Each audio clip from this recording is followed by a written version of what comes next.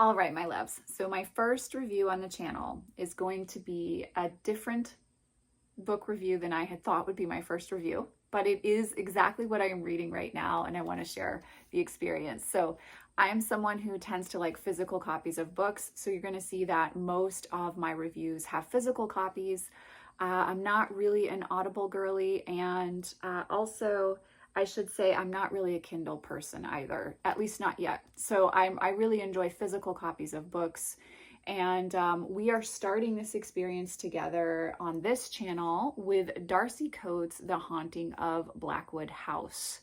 So I should start by saying I love Violet Prynne on BookTube, if you will, and she has recommended some of this author's books. And so I took my son and myself down to Barnes & Noble's the other day, and I was really looking for, because I've since purchased this copy, but my Barnes & Noble's was sold out of The Whispering Dead because this is a series. But I thought, well, for the time being, I'll purchase this first book that was, well, I shouldn't say first book, but this book of hers that was available at my Barnes & Noble's. So let me give you the premise. How long could you survive? As the daughter of spiritualists, Mara's childhood was filled with seances and scam mediums. Now she's ready to start over with her fiancé, Neil, far away from the superstitions she's learned to loathe, but her past isn't willing to let her go so easily, and neither is Blackwood House. When Mara and Neil purchased the derelict property, they were warned that ever since the murder of its original owner, things have changed. Strange shadows stalk the halls, doors creak open by themselves, voices whisper in the night, and watchful eyes follow her every move. But Mara's convinced she can't possibly be in danger because ghosts aren't real, are they? So, as someone whose job is working as a psychic medium, I couldn't help myself. I am someone who does believe spirits are real, and I do believe in haunted houses. And so I love this aspect of the horror genre. Haunted houses will always pull my attention, and I always get excited to read this type of story. I will say I am currently 157 pages in. The book started really well. I really like the author's pacing, and I felt like I wasn't reading a great work of literary fiction necessarily, but I felt very drawn into the story.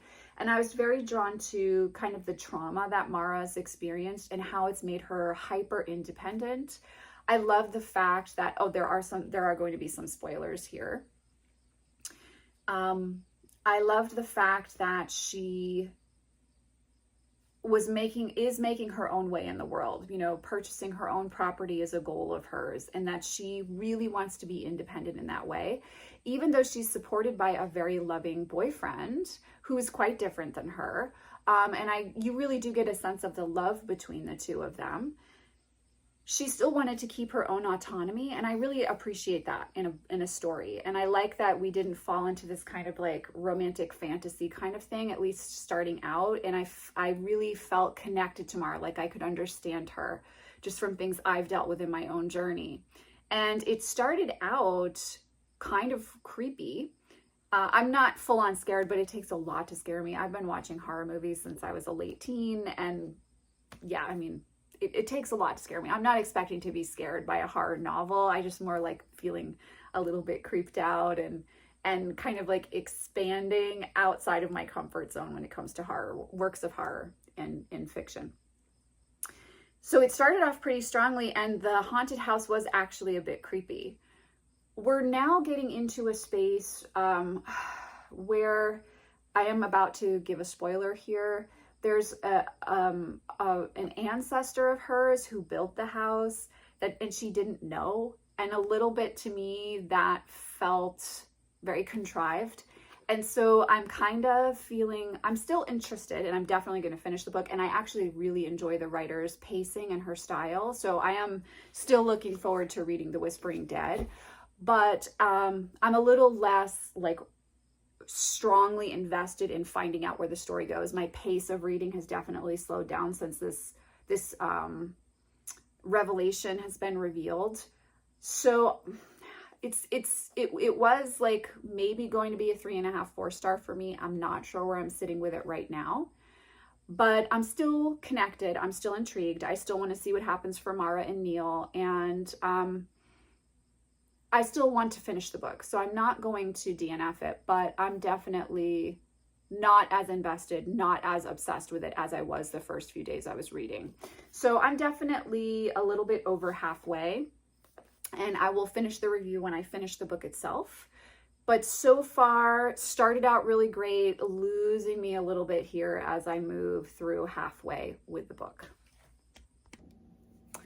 Hi loves. So I am moved into my new space. As you can see, I'm still getting things set up. So we're not 100%, perfectly spot on setup wise, but I did want to finish my review of Darcy Coates' The Haunting of Blackwood House before I lose track of getting a chance to share my thoughts in a way where they're clear and concise, because of course, I've moved on now to a few other books. And I've really been inspired to be purchasing more book-wise as well. So there's a lot more books to read in my near future, and I don't want to lose the theme of this book. So like I said at the beginning, very atmospheric, very creepy vibes. Definitely, I was really involved, and I read the first third of this book really quickly. Like, I couldn't put it down. Then it did get a little bit too kind of fantastical for me to be feeling on the edge of my seat the way that I had been for the first third. And while I really did enjoy the ending of this book, I don't know that this is the type of horror book for me. I would give it 3 out of 5 stars. It was definitely enjoyable. I don't regret reading it. I'm glad that I have a better understanding of the author's voice, and I'll know when I go to read the next book of hers that I purchased what to expect as far as really pulling me in story-wise. And I am actually intrigued to see, with further readings of her work, is there more of a sweet spot that I find with her as an author. But it was enjoyable, but it wasn't necessarily as memorable as, say, House of Falling Leaves was for me, or some of the other horror books in my collection that I really love and adore. So 3 out of 5 stars for me with this one.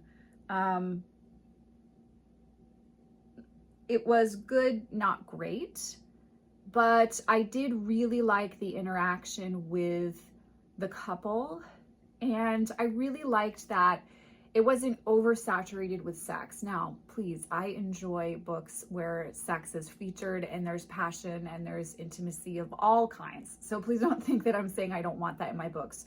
But I thought it was a great choice of the author not to take us to a sexually explicit place in the partnership. And you can kind of feel an undercurrent of themes around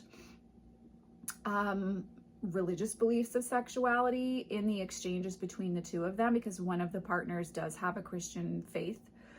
And I don't know, I enjoyed that she didn't necessarily dive into that, but we got a sense of the love, of the real love between the two of them, and the support that they had for each other. And it actually felt very much like a healthy relationship, which was wonderful to see written in book form. So I did enjoy the relationship dynamic between the two main protagonists, but it's still a 3 out of 5 for me. So this is supposed to be my horror genre 2 months, September and October, and even into November. I really love to read horror genre books or gothic historical fiction. Those are really my sweet spot when it comes to reading. But due to the move, my son and I went to the library and we both took out some new books to read. And I ended up finding this on one of the shelves and I brought the book home. This is the Department of Rare Books and Special Collections by Ava Yorick. I apologize if I am mispronouncing her name. And I'm almost done. Let's see, I'm on page 281 out of, let's see how many pages we have here, 315 pages. So I'm made some serious headway into the book. And I've had this really fascinating experience with this book. I'm a tarot reader for my job and life. So I tend to say deck because of my other channel. So I have so many feelings about this book, and you can clearly see that, over the last week, I have been devouring the book as much as I've been able to with moving in and it's all of the things that entails, etc. excuse me. It is a book that typically I would not have finished, but I was like, I started it. It's outside of my genre. I have a whole stack of books to be read that I want to get to. Damn it, I'm going to finish this book. And I'm actually glad that I stuck with it because it's a different voice for me. It's not dark academia, but it does take place on a college campus. I'm a huge dark academia lover. Donna Tartt, hello, yes, please. So it takes place on a campus. It's in this department, obviously here, hence the title, and there's a mystery to be solved. There's a theft, and then there's a missing person that ends up being a part of the storyline.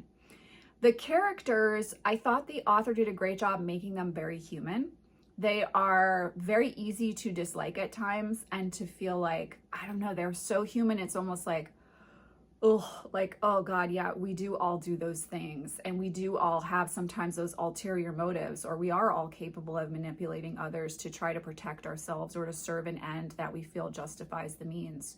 So I thought the realness of the characters was quite confronting, at times uncomfortable, but also an honest portrayal of human personality. None of us are all good or all bad, right? We're all an amalgamation between the polarities. So I appreciated that. I didn't love every moment. And the lead character, Liesel, she quite clearly has some coping mechanisms involving alcohol, which again was a very real, authentic portrayal of that, but in such a way that it's almost like there was that realness, but then the storyline felt a little bit fluffy. So I'm giving it a 3 out of 5, even though I still have a little bit left to read. I will do a final star review, but like as of right now, I'm sitting solid at 3 out of 5. It's going to take a lot in the last little chunk to change my mind, because there was something about I don't know, it felt like what was happening in the book is not deep enough, but these characters were deep. And so it doesn't quite like resonate for me. I've had at times difficulty, again, sticking with it and not DNFing it, because I wasn't really pulled in by the storyline, and I was experiencing such a push and pull with the characters, like really not liking some of their choices and thought processes, but also understanding that that was a very real portrayal. And in that situation, who am I to say I wouldn't do something similar, kind of thing. And then sometimes I also felt the main character, Liesel, she wasn't drawing conclusions that a woman in her I believe early 60s, I feel, who's a professional at the level that she's at, would have drawn. So again, kind of like with the book by Darcy Coates, I felt a little bit like I was being asked to suspend like reality, how I see adults interacting in life and making choices, and it felt a little too fluffy and surface level. So for me, so far, it's a 3 out of 5. I am glad that I'm finishing it. It feels really good to get out of my reading slump of spring 2024 as I've moved throughout the summer and now into early fall. And I'm really glad that I finished it. I'm glad I kind of stretched myself and didn't just walk away from a book that I felt like might not be worth my time. I definitely don't need to reread it. And I'm not necessarily like going to stand in line to pick up the next book by this author. However, I definitely will probably, back at the library, go ahead and borrow one of these books by her again, another book by her, excuse me, and give it a try. But this one just didn't pull me in. It wasn't quite dark academia enough for the vibes that I'm in right now, even though it kind of sounded like it was going to be. And you kind of knew the thief the entire time, and you were like waiting for Liesel to catch up. And that was a little bit boring. That dragged a little bit for me. But the characters were very human, very real. And it does give you that glimpse into college campus life, academia, that whole schmoozing and the fundraising, and how money becomes more important than ethics or even people's lives. So I did enjoy that. So far, 3 out of 5. I'll do a really quick recap when I finish reading it, but neither of these books blew me away. However, I do have a book haul coming to the channel as well, and those books I do feel might just blow me away. Hey peeps, so I have a little book haul for you today. It's almost the autumnal equinox and it is my favorite time of year. I've been feeling very inspired when it comes to reading, and I've been purchasing a lot of horror, gothic genre, and dark academia genre books. They've just really been calling to me like they always do, but especially this time of year, I feel like I have to dive into them. So I have a little book haul, 4 books here. And this first one is Fruit of the Dead by Rachel Lyon. And this is a retelling of Persephone and Hades, of that myth. In my daily life, when I'm not reading, I am a priestess and I do offer workshops and readings that are focused on deity work, archetypal work, and spiritual healing. And I am currently putting together a workshop on Persephone, so I felt like this book had to be purchased because of what I'm exploring right now. And I was intrigued to kind of bring it back to more of the typical way that we look at the myth. Persephone very much as core, as maiden, and Hades as more of a licentious figure that's definitely nefarious as opposed to something, someone and energy that's prompting an awakening within Persephone. So for this one, the discussion, for this one, it says, a hypnotic contemporary reimagining of the Persephone and Demeter myth set over the course of one summer on a lush private island about addiction and sex, family and independence, and who holds the power in a modern underworld. So basically, Corey gets involved with Rollo, who, you know, that's our Persephone Hades energy. And her mother, Emer, is looking for her, still in alignment with the myth.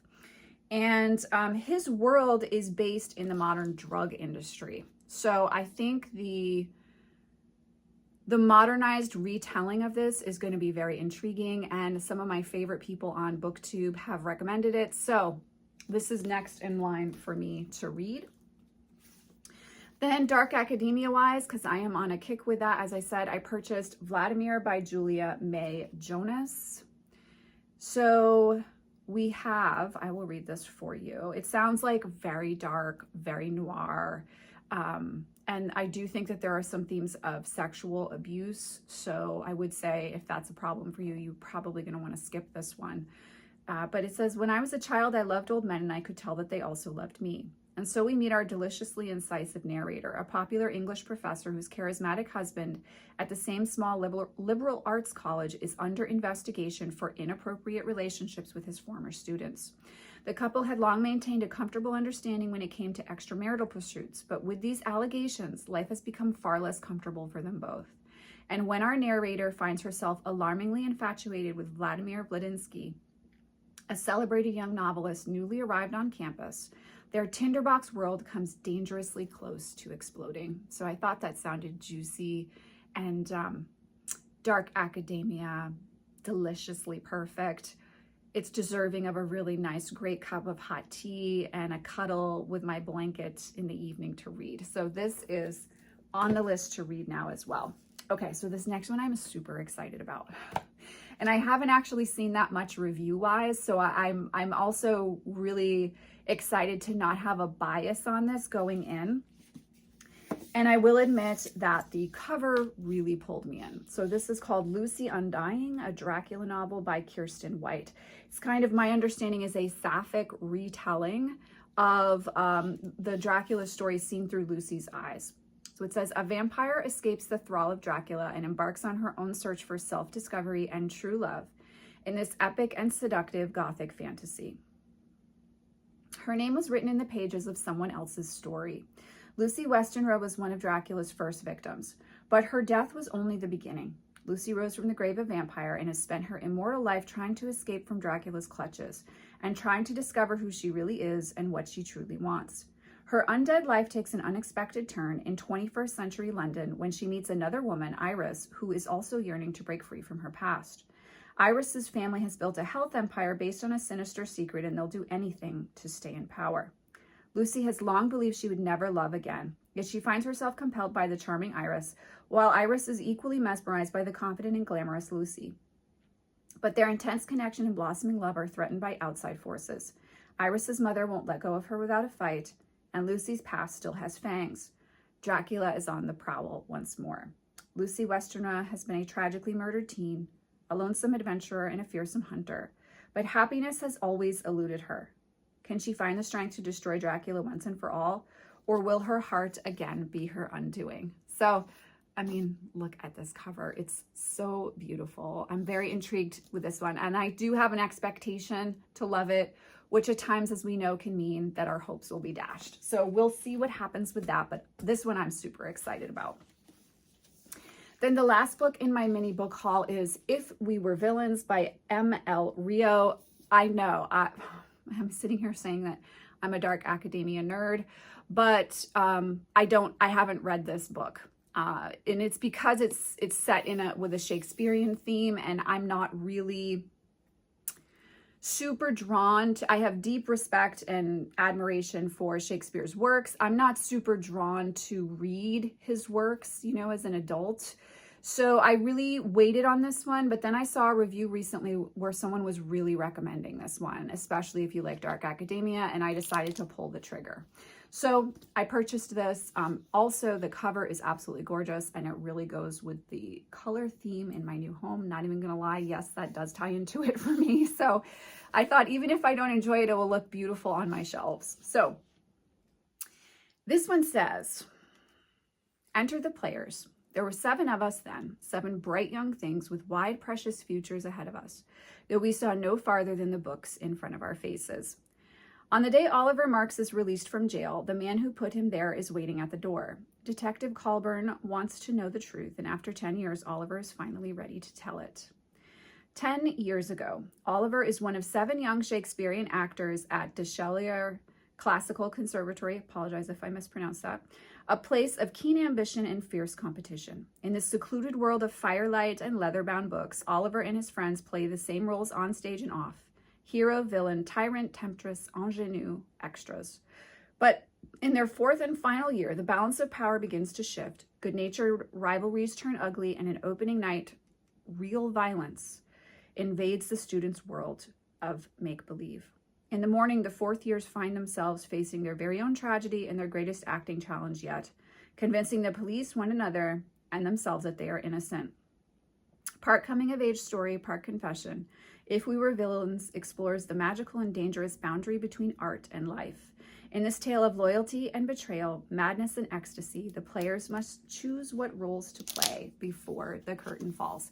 So it does sound really good. I'm very intrigued by this one. I'm really hoping I enjoy it. And as I said, the cover is beautiful. So even if it just looks lovely on my shelves and I've grown more as a reader for working with the book, I'm happy. I'll be happy with the investment. So this is my most recent book haul, books that I'm excited to start. Let me know what you guys are reading and what you feel inspired about in the comments down below. And of course, as always, I'll see you in the next video. Take care. Hey peeps, so I finished the Department of Rare Books and Rare Books and Special Collections last night. I'm sitting a little bit closer to a 3.5 stars out of 5. I do feel like the story ended relatively appropriately. Again, I was able to see the ending coming, but I do feel like we finished the story with an understanding of some growth that Liesl's experienced. And I found it interesting, in the end of the book, they had a little interview with the author, and she says there, let me see if I can find that. She says here, what was the inspiration for this book? And she said, what I really wanted to explore was the character of a woman who was older than a traditional protagonist in fiction. I had just become a mother when I started writing the novel, and I had heard older women in my life say that at some point as a woman, you just become invisible. I became obsessed with that idea, the way that women are seen or not seen through the different stages of their life. I do feel that this gave me a little bit more of a lens into her main character of Liesl, but I still feel that Liesl is actually participating in that theme because she is so unsure of herself and lacking in confidence in her role within her career. really self-effacing at times, and also not using her intelligence. There are moments where she does, but there are also a lot of moments where I feel like she's not using her level of intelligence the way that the women I know in my life, and I have friends who are in their 50s, 60s, and 70s, are capable of using their intelligence. So I almost felt like in a way she was kind of participating in that being how we view women. There is a younger doctor in the storyline that we see is really going to take the reins, and that's exciting, right? And I don't want to give too much away there. So I did find that to be exciting, but I felt like we could have explored that theme with a character that's much more empowered to model for other women that we can, that age doesn't mean that we become invisible. Like personally, that's something that very much calls to me in my journey, that I find women more fascinating, more exciting, more filled with wisdom and story and beauty the older they become, not less. And I do agree that societally that is how we are viewed. But I think we could have explored it in a way that felt more exciting and less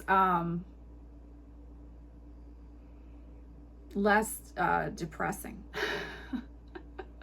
But there were a few gold, spots of gold within the reading for sure.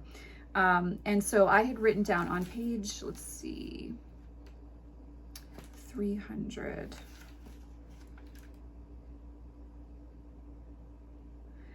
There were some just descriptions that I really enjoyed. So she's talking here on page 300 about Frances here, one of the other main characters, well, relatively large characters in the storyline. She says, Frances was giddy among the open display cases. He handed Liesl volumes and took photos of how the pairings looked together and made copious notes in his little notebook with his mechanical pencil. It would be months before these works were mounted. There was research to be done, a catalog to write, a poster to design, invitations and press releases to be distributed. Now at the beginning of this work, Francis was steeped in the pleasure of it. He was not exhausted by it, not spoiled by it. Standing now as he did, surrounded by books and empty display cases, he could tell himself with all sincerity, the best was yet to come. She envied his folly. So those moments where I feel like she's really great, the author's really great with the description of kind of the way in which we can see the people around us interacting with storylines that we've watched them engage in, time and time again. Like I found those descriptions to be really beautiful. And there were a few times in this book that I really loved her prose. But in general, I found her writing voice, it wasn't certainly not the most difficult for me to continue to stay connected to, but it wasn't a sweet spot for me as a reader. So I think 3.5 out of 5 stars for this, guys. If the idea of it calls to you, I think it's worth a read. It's exciting to discover a new author, but this is certainly not one that I'm going to need to reread for sure. Well, my loves, wow. Okay, so I am on a really great stretch here of reading some books that I'm able to move through relatively quickly, even with my schedule and my son's schedule, and that I am just truly, for the most part, enjoying. So I am now reading Fruit of the Dead by Rachel Lyon, and I cannot stop reading this book. It is fascinating. The writing style is much more in alignment with me and my vibes as a reader than the previous book in this reading vlog. And it grabs you and it holds your attention. I think it also speaks to the aspect of youth and naivete, and also that feeling of self-consciousness and discomfort in our own skin that I think we all move through at various points and times in our life. So this is a retelling of the myth of Persephone and Hades. It also holds the viewpoint and lens of Demeter, or Demeter, however you prefer to say that, Persephone's mother. And this retelling is an adult retelling. It can be very disturbing, but it's also very authentic and real. And again, I found myself really resonating with Corey, who is the main protagonist and this iteration of Persephone in this particular retelling, I can really feel her discomfort with herself, her self-consciousness, in a way that I experienced my teen years as I was entering into adulthood. So let's say like 17 to 19. I really resonated with how the author depicts her experience. But let me read you here the little blurb about the book so you can see if it's something that calls to you. A hypnotic contemporary reimagining of the Persephone and Demeter myth set over the course of one summer on a lush private island about addiction and sex, family and independence, and who holds the power in a modern underworld. Camp counselor Corey Ansel, 18 and aimless, afraid to face her high-strung single mother in New York, is no longer sure where home is when the father of one of her campers offers an alternative. The CEO of a Fortune 500 pharmaceutical company, Rollo Picasso, is middle-aged, divorced, magnetic. He is also intoxicated by Corey. When Rollo proffers a childcare job and an NDA, Corey quiets an internal warning and allows herself to be ferried to his private island. Plied with luxury and a potent new drug manufactured by his company, Corey tries to assure herself she's in charge. Her mother, Emer, her mother, Emer, head of a teetering agricultural NGO, senses otherwise. With her daughter seemingly vanished, Emer crosses land and sea to heed a cry for help that only she can hear. Alternating between the two women's perspectives, Rachel Lyon's Fruit of the Dead incorporates its mythic inspiration with a light touch and devastating precision. The result is a tale that explores love, control, obliteration, and America's own late capitalist mythos. Lyon's reinvention of Persephone and Demeter's story makes for a haunting and electric novel that readers will not soon forget. It is very haunting.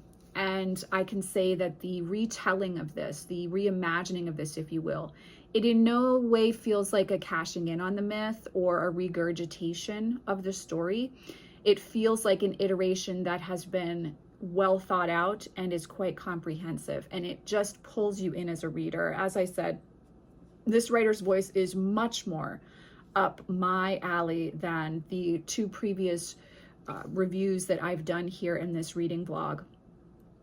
I'm very, very pulled in. I just started reading it a few days ago. I'm already on page 218.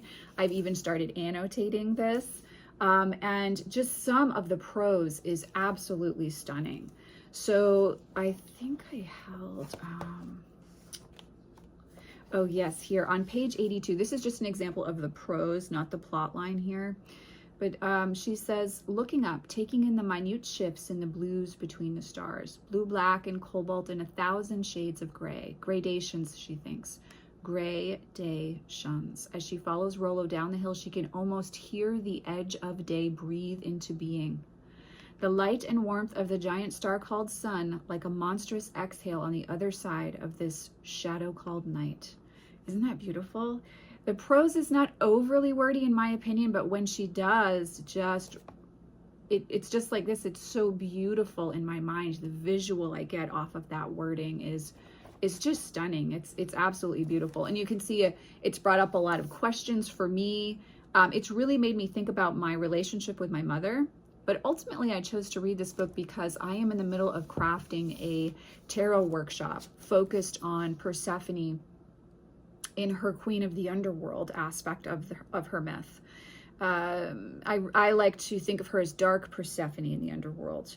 And so I wanted kind of a way into the workshop envisioning that allowed me to access the myth outside of Persephone as core, as maiden, and her rape, but instead to be able to explore a new way in.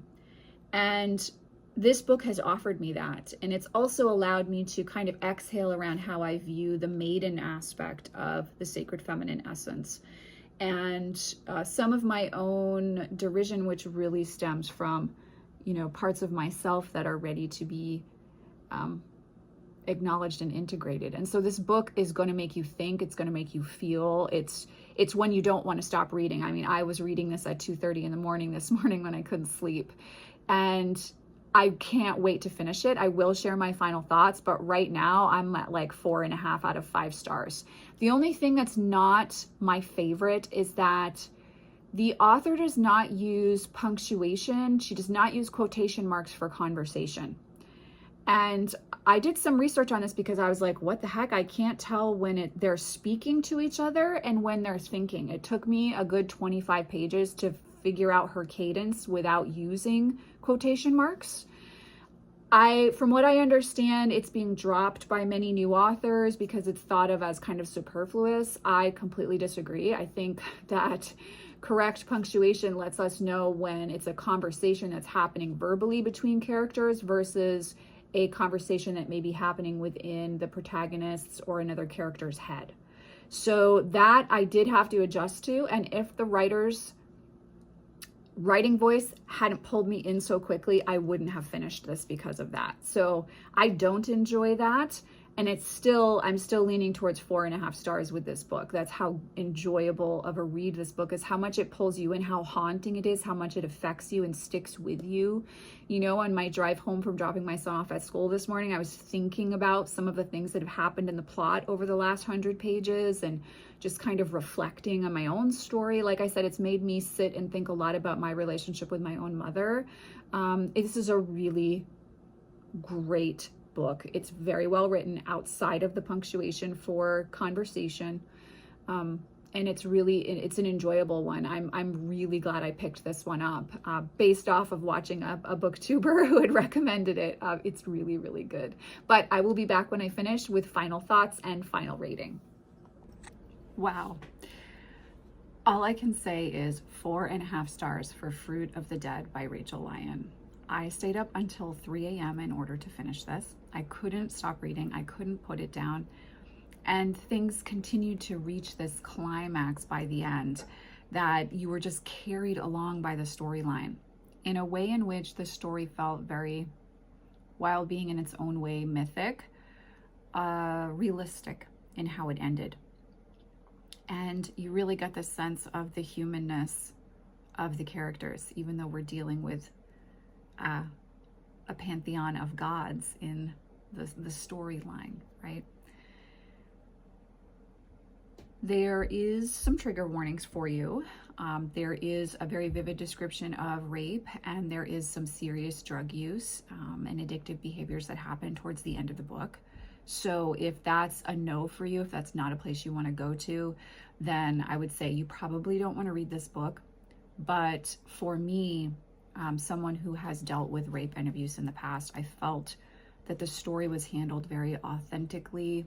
Maybe I should say in a very real way. The description is very real. And, you know, oftentimes at a societal level, we can overlook when rape or sexual abuse or physical abuse happens between people who are in intimate spaces together. And yet so often that type of abuse and control and power happens in those very intimate spaces, in those spaces where you should be able to trust the other person. And you really see the truth of Rollo and his unhappiness, and also Persephone's, or Corey's in this case, her sense of being so permeable that she doesn't get to perhaps say no, even though she does in the storyline, but that she doesn't get to have an opinion. And I think this is what this book really brought up for me. I felt so much emotion reading this book, and it really personally helped me to begin to integrate an aspect of the maiden phase of the goddess that I've personally struggled with due to my own human experiences. Because we can often have such a sense of rejection to those parts of ourselves that feel insecure and unsure, but also playful and adventurous and a little bit rebellious and incautious. And you really see Corey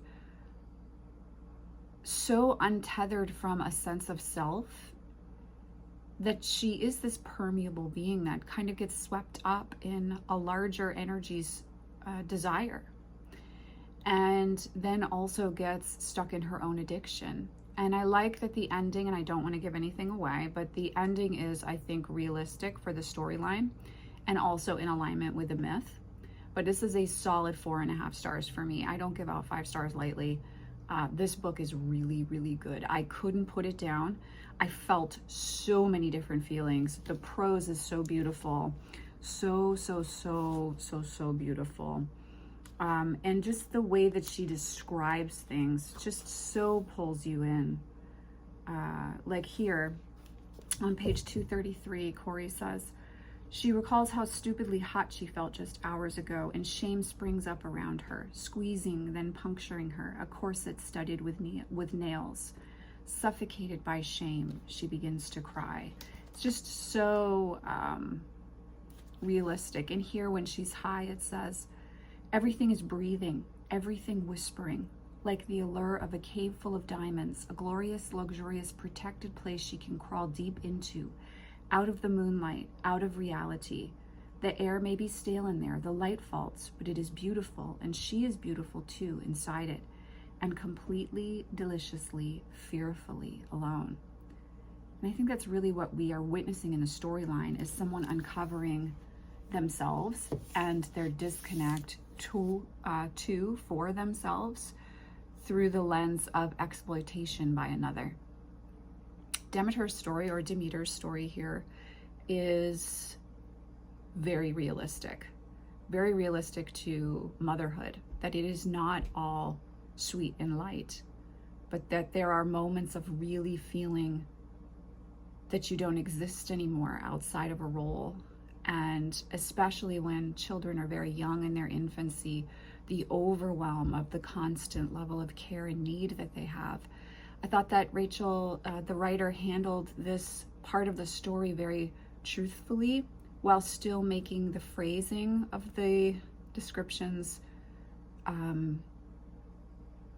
beautiful in a way that acknowledges how much shame we as women can feel for those moments of feeling that we've completely lost ourselves to the role of motherhood, and that there isn't any space for us to be who we are, or to have even a moment to ourselves within that experience. So as I said, guys, 4.5 stars. If you are comfortable with the trigger warnings, this book is going to be one that you will be changed for reading. And I think for me, 4 to 5 stars, those books have to change me when I read them. I have to feel so deeply that I am changed after reading it, that I have to stop and reflect and journal, and that I feel so moved by the work that I'm exploring a new perspective, or I'm opening up to a different part of myself, or the world, and that I'm being pushed and also pulled, much like the tides. And this book 100% fit that bill. It's really, really powerful. It's also the first book that I've technically annotated, so it's special for that reason as well. But Fruit of the Dead, solid 4.5 stars.